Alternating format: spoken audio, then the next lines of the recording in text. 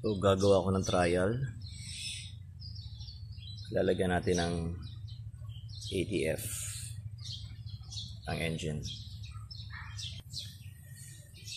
Silyado pa. Okay.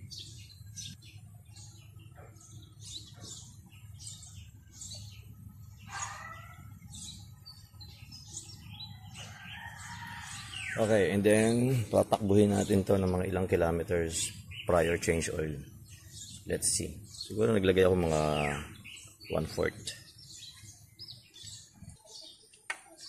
Start natin.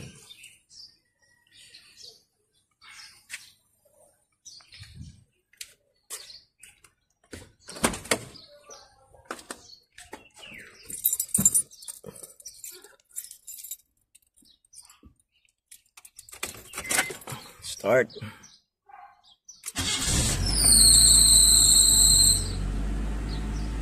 Okay. So papaandarin lang natin to. Babiyahin natin sa SLEX and then let's see. So ito yung mileage 134,360. Nakaset na sa 0. Okay, dito na tayo sa planta. Tumakbo tayo ng 15 kilometers.